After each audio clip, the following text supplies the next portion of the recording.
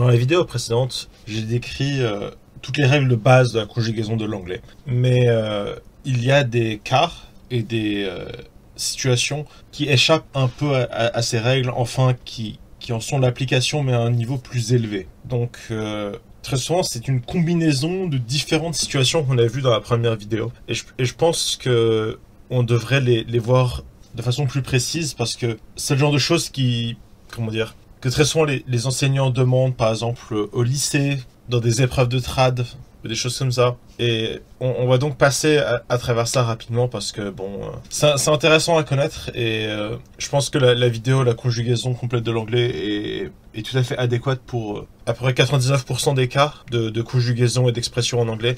Mais d'autres structures existent et je vais donc en parler aujourd'hui. Donc le premier cas, c'est aussi le plus simple, c'est le présent parfait continu. Donc c'est des choses du genre j'ai été en train de manger des fraises et en anglais tu traduis ça par I have been eating strawberries. Ou il n'a pas été en train de manger des fraises, he has not been eating strawberries. Ou avons-nous été en train de manger des fraises et c'est have we been eating strawberries? Yes, I have been ou No, I have not been. Et après, il y a d'autres exemples au présent, je vais vous en donner parce que ça, quand on utilise la phrase matrice de la première vidéo, c'est un peu bizarre. Donc je vais vous donner d'autres phrases qui sont plus normales. Par exemple, il y a j'ai été en train d'essayer de le faire. J'étais en train d'essayer de le faire, quelque chose comme ça. Et ça se traduirait par I have been trying to do it. Ou je n'ai pas été en train d'essayer de le faire. I have not been trying to do it. Ça, c'est le genre de phrase complètement standard qu'on utilise en français et en anglais. Donc, c'est comparé à l'exemple des phrases, c'est un peu plus standard. C'est ai-je été en train d'essayer de le faire. C'est have I been trying to do it ou have you been trying to do it. Et dans les deux cas, la réponse courte c'est yes I have been ou no I have not been. Après, on va passer au présent parfait continu. Donc, c'est elle n'a pas été en train de manger des fraises. Donc, she has not been eating her strawberries. Je n'ai pas été en train de manger mes fraises. I had not been eating my strawberries. Et la dernière, c'est auriez-vous été en train de manger vos fraises? Et c'est had you been eating your strawberries? Et c'est yes, I had been ou no, I had not been. Après, je vais vous donner quelques exemples supplémentaires. Par exemple, là, c'est j'avais été en train d'essayer de le faire. C'est I had been trying to do it. Je n'ai pas été en train d'essayer de le faire. I have not been trying to do it. Ai-je été en train d'essayer de le faire? Had I been trying to do it? Et c'est yes I had, no I had not. Là, ce qui est très important de réaliser, c'est que les règles, quand il s'agit de tout ce qui est have, qui est suivi d'un participe passé, que j'ai énoncé dans la première vidéo, et que be doit être suivi ou d'un participe présent ou d'un participe passé, on voit tout de suite que ces règles sont toujours valides. C'est juste là, maintenant, il y a une combinaison d'application des règles qui est quand même d'une certaine complexité. C'est quand même, on va quand même plus loin dans la première vidéo. Après, il y a un autre cas de figure dont j'avais pas parlé dans la première vidéo, c'est qu'en fait, il y a ce qu'on appelle des auxiliaires continus secondaires. C'est des auxiliaires qui permettent d'exprimer des temps continus sans être be. Et il y en a deux principaux à connaître. Il y a to keep et to continue. Donc maintenant, on va voir ce que ça donne les auxiliaires continus secondaires au présent. Par exemple, tu dis « je continue à manger des fraises ». En anglais, ça peut donner deux alternatives. C'est « I keep eating strawberries » ou « I continue eating strawberries ». Après, il y a la forme négative. C'est « il ne continue pas à manger des fraises ». « He does not continue eating strawberries » ou « He does not keep eating strawberries ». Puis à la forme interrogative, c'est ont-ils continué à manger des fraises? Do they continue eating strawberries? Ou do they keep eating strawberries? Au passé, c'est je continuais à manger des fraises. Et là, tu dis I continued eating strawberries ou I kept eating strawberries. La forme négative, c'est il ne continuait pas à manger des fraises. He did not keep eating strawberries ou he did not continue eating strawberries. Finalement, il y a la forme interrogative. Avait-il continué à manger des fraises? C'est did he continue eating strawberries? Did he keep eating strawberries? Et la réponse c'est yes he did ou no he did not. Donc là j'ai quelques petits exemples. C'est quand tu arrives au rond-point, continue à rouler vers la gauche. Et c'est when you arrive on the roundabout, keep going to the left. Il y a il continue à perdre cartes. He continues losing at cards, ou he keeps losing at cards. Après, il y a ils continuèrent à perdre du poids pendant quelques mois. They continued losing weight for a few months. Donc on peut voir que ça c'est quelque chose à savoir. C'est pas très compliqué. Ce qui est plutôt compliqué, c'est ce que moi j'appelle les formes composées modales. Donc, en fait, vous devez vous souvenir que dans la première vidéo, on a vu les modaux. Et il y a toute une flopée de modaux. Il y a can, qui est le verbe pouvoir au présent. Il y a must, qui est le verbe devoir au présent. Puis il y a may, ça se traduirait par peut-être. Et ça traduit une probabilité moyenne que les événements dont on parle se produisent. Puis il y a might, c'est un peut-être aussi, mais c'est un peut-être avec une probabilité plus faible de se produire. Puis il y a could, c'est pouvoir au passé au conditionnel. Il y a should, c'est devoir au conditionnel. Il y a will, qui est l'auxiliaire du futur, qui se traduit par une forte probabilité que les événements se produisent. Et quand will est utilisé seul comme verbe, et qu'il n'y a pas de verbe derrière lui, c'est le verbe usé de sa volonté. Parce que le mot will, c'est la volonté. Habituellement, on dit même will power, en gros le pouvoir de ta volonté. Et le dernier auxiliaire, c'est would. C'est l'auxiliaire du conditionnel. Il sert aussi et surtout à faire des hypothèses à propos du passé ou à annoncer des conditions. Seul, il signifie « je le ferai ». En fait, il y a 3 structures un peu types que les phrases qui utilisent des formes composées modales forment. Donc la première structure, que je vais appeler structure 1, c'est sujet, modal, have, participe passé, complément, puis le point. Puis la deuxième structure, c'est sujet, modal, be, plus participe présent, plus complément, plus point. Et le troisième type, c'est sujet, modal, have, puis been, puis participe présent, puis complément, puis point. La vraie question, c'est à quoi servent ces phrases modales là, ces formes modales. Bon, en fait, on va les voir. Donc, je vais vous montrer des exemples de structure générique numéro 1. Donc, la générique, ça veut dire que ça peut utiliser n'importe quel verbe. Parce qu'en fait, quand on utilise certains verbes comme pouvoir ou devoir, il faut utiliser des formes modales. Et je vais montrer ces formes modales dans la deuxième partie de cette explication. Donc là, avec les formes génériques, donc au présent, les auxiliaires qu'il faut utiliser, c'est ou will ou shall. Shall est plus formel, mais sinon, les deux auxiliaires sont complètement interchangeables. Ils ont même la même forme contractée qui est apostrophe LL. Donc c'est « J'aurai mangé des fraises ». I will have eaten strawberries. Il n'aura pas mangé des fraises. He will not have eaten strawberries. Auras-tu mangé des fraises? Will you have eaten strawberries? Et c'est yes, I will ou no, I will not. Donc on voit que c'est plutôt limpide, c'est plutôt clair. C'est juste la combinaison d'un temps modal avec un temps continu. Ce qu'on peut constater, c'est qu'en français, j'aurais mangé, c'est avoir puis manger, alors qu'en anglais, c'est will puis have puis manger. Par contre, j'aurais, c'était du futur, donc on colle will et have pour former un futur, et puis on met manger sous la forme de participe passé, c'est la même chose qu'en français. On n'invente pas le beurre ici. Hein. Après, il y a le passé, c'est avec l'auxiliaire would. J'aurais mangé des fraises, ce coup-ci au conditionnel, on peut voir qu'il y a un S. Et c'est I would have eaten strawberries. Puis, il n'aura pas mangé de fraises. He would not have eaten strawberries. Et le dernier, aurais-tu mangé des fraises? Would you have eaten strawberries? Et la réponse c'est yes, I would ou no, I would not. Maintenant, passons à la structure 2, qui a encore une fois une forme générique, c'est-à-dire qu'elle est valide pour tous les verbes. Au présent, on utilise les mêmes auxiliaires. Will et shall. C'est « je serai en train de manger des fraises ». I will be eating strawberries. On peut voir que c'est la combinaison d'une forme modale avec une forme continue. C'est tout simple. Puis, il ne sera pas en train de manger des fraises. He will not be eating strawberries. Ça pourrait être expliqué quand, ça pourrait être utilisé quand, par exemple, vous vous dites, la personne, elle ne sera pas là en train de manger des fraises. C'est-à-dire qu'elle est ailleurs. Ça veut dire que peut-être même quelque chose de mauvais peut lui être arrivé. Seras-tu en train de manger des fraises? Will you be eating strawberries? Yes, I will be. No, I will not be. Facile. Puis elle passait. Je serai en train de manger des fraises. I would be eating strawberries. Il ne serait pas en train de manger des fraises. He would not be eating strawberries. Serais-tu en train de manger des fraises? Will you be eating strawberries? Yes, I will be. No, I will not be. Faut faire gaffe parce que très souvent les gens ils disent pas will not, ils disent won't. D'ailleurs je le notais comme ça vous le verrez. Ils disent won't comme forme négative. C'est une forme négative contractée. Il faut connaître les formes contractées. Moi je ne les utilise pas. Enfin j'essaie de ne pas les utiliser surtout à l'écrit. ça fait un peu tâche. C'est un peu comme utiliser du verlan à l'écrit en français, ça ne se fait pas. Et maintenant, on va passer à la forme générique 3, qui est la combinaison des deux en même temps. C'est have pour une forme parfaite, combinée à une forme continue avec be. Donc là, il faut bien s'accrocher. On va commencer par le présent avec will et shall. C'est j'aurais été en train de manger des fraises. C'est I will have been eating strawberries. Il n'aura pas été en train de manger des fraises.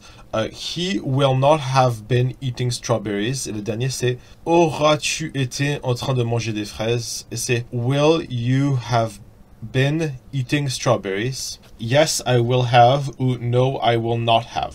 Ça, on peut constater que c'est des formes. En français, c'est du futur antérieur, c'est un temps que personne n'utilise. Alors qu'en anglais, I will not have been eating strawberries, c'est quand même plus fréquemment utilisé, même si ça reste...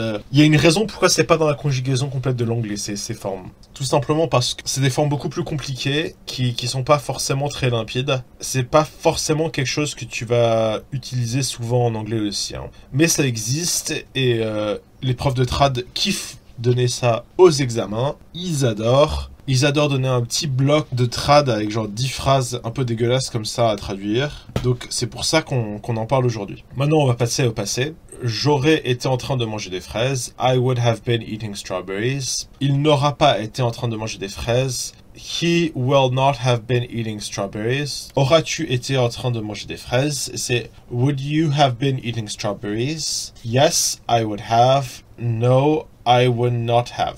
Mais en fait, ça c'est la forme générique. En gros, on peut juste insérer le verbe qu'on voudrait. Par exemple, là j'ai pris le verbe manger pour manger des fraises. Mais la chose c'est que ce qui est plus intéressant, c'est qu'en fait les modaux en eux-mêmes, les autres modaux comme can, must et tous les autres, ils peuvent interagir directement avec la phrase. En fait, c'est ce que j'ai expliqué. Là on parle plus d'action, on parle de possibilité ou de condition. Et par exemple, la condition de pouvoir faire la chose, que les grammairiens appellent la capacité, en fait, elle module les expressions génériques en ajoutant, en fait, en remplaçant l'auxiliaire du futur et du conditionnel par un auxiliaire modal qui traduit la possibilité. Donc là, on va voir le présent, c'est j'ai pu manger des fraises, I can have eaten strawberries. Ou il n'a pas pu manger des fraises, he cannot have eaten strawberries. Là aussi, on peut constater que can, la forme négative de can, n'a pas d'espace entre le can et le not. Tout est collé. C'est comme ça, c'est tout, il faut le savoir. Avez-vous pu manger des fraises?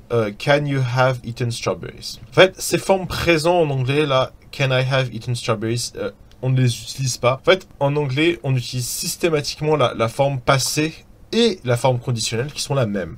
Parce qu'en français, on dit j'aurais pu manger des fraises ou j'avais pu manger des fraises. En anglais, dans les deux cas, tu dis I could have eaten strawberries. Ça, c'est la forme qu'on utilise de façon majoritaire. Là, on va quand même voir toutes les formes. La forme négative, il n'aurait pas pu manger des fraises. Il n'avait pas pu manger des fraises. C'est he could not have eaten strawberries.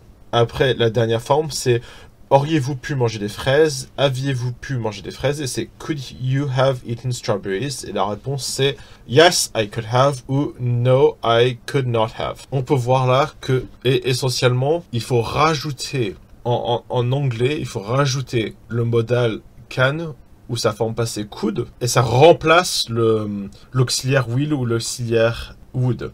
Et il se met devant have comme l'auxiliaire will ou would. C'est pas des structures très compliquées, mais faut un peu s'habituer. Donc là, on va passer à devoir. Donc, on peut voir qu'au présent, c'est j'ai dû manger des fraises. Ça traduit un certain... ouais, voilà, je vais vous le donner. J'ai dû manger des fraises, c'est I must have eaten strawberries. Puis, il n'a pas dû manger des fraises. He must not have eaten strawberries. As-tu dû manger des fraises? Must you have eaten strawberries? Les réponses c'est yes, I must have ou no, I must not have. Après, le conditionnel. On peut voir que must a une version conditionnelle, mais pas de version passée. Et on va voir ce que ça donne. La version conditionnelle de must, c'est should. Donc c'est j'aurais dû manger des fraises. I should have eaten strawberries. Il n'aurait pas dû manger des fraises. He should not have eaten strawberries. Et puis une version interrogative. Aurais-tu dû manger des fraises? Should you have eaten strawberries? Et la réponse, c'est yes, I should have. No, I shouldn't have. Après, il y a le passé. Mais en fait, au passé, en anglais, le verbe devoir n'existe pas. En fait, en anglais, tu dis avoir besoin, qui se traduit par ou need ou have to. Il y a d'autres façons de le traduire, mais on va pas rentrer là-dedans. La vidéo est déjà assez longue. Donc c'est j'aurais dû manger des fraises. I had needed to eat strawberries. Ou I had to eat strawberries. Il n'avait pas dû manger des fraises. Et he had not needed to eat strawberries. He had not had to eat strawberries. Aurais-tu dû manger des fraises? Had you needed to eat strawberries? Yes, I needed to. No, I did not need to. Après, c'est had you had to eat strawberries? Yes, I had to. No, I did not have to. On peut voir que ça, c'est quand même quelque chose de très compliqué. L'obligation négative combinée au modo qui n'existe pas. Donc, on utilise des verbes des quasi-modos de substitution. Ça commence à être un peu compliqué. Donc là, on va voir des exemples un peu plus réels. Parce que la phrase matrice n'illustre pas forcément bien l'utilité de la chose. Donc par exemple, quand tu dis « quand j'arriverai à la maison, quand tu arriveras à la maison, je peux être en train de cuisiner ».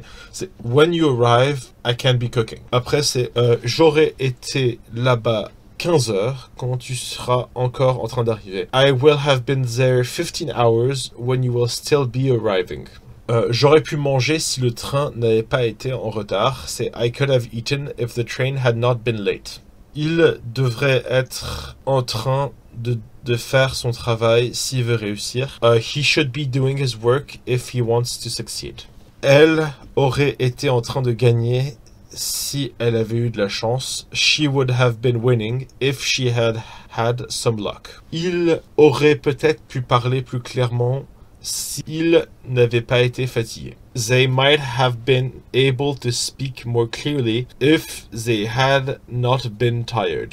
Nous devrions être en train de recevoir des cadeaux de Noël. We should be receiving ou we should be getting Christmas gifts. Je dois être en train de manger des pâtes. I must be eating pasta. Elle doit être en train d'aller en cours. She must be going to class. J'ai pu arriver à l'heure car l'on m'a conduit en voiture.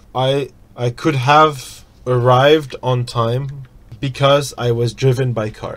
Et le dernier exemple, j'aurais voulu manger des fraises pour Noël. I would have wanted to eat strawberries for Christmas. Là, je dois bien sûr vous rappeler que la structure de la question est maintenue. Et la structure de la question, je vais la rappeler rapidement, c'est le mot interrogatif qui est facultatif. L'auxiliaire qui, dans ce cas de combinaison modale, est toujours un modal. Le sujet, puis tout ce qui reste du groupe verbal, un éventuel complément et bien sûr le point d'interrogation. Je vais donner quelques exemples et après, on aura fini. Aurais-tu pu venir à l'heure? Could you have been here on time? Could you have arrived on time? Could you have gotten here on time? Et là, tu réponds, yes, I could have. No, I could not have. Quand aurais-tu pu venir manger du gâteau? When could you have come to eat some cake? Et le dernier, c'est dois-je avoir fini l'activité numéro 5? Et c'est must I have finished the fifth activity ou activity number 5. Et tu réponds yes, you must have.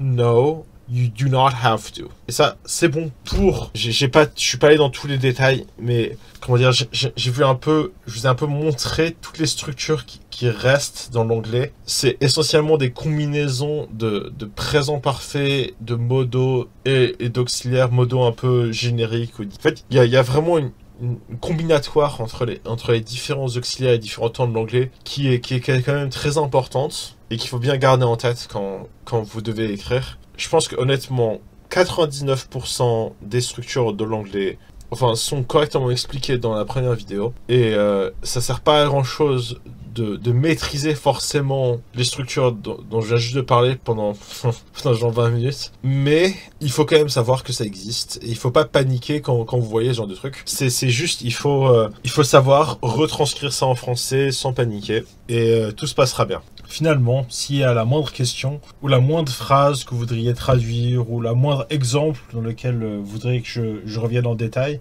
n'hésitez pas à laisser un commentaire. Merci beaucoup d'avoir regardé jusqu'à la fin. Je pense qu'il ne doit pas y en avoir beaucoup d'entre vous qui le font. Et bonne journée à vous et à bientôt pour une nouvelle vidéo.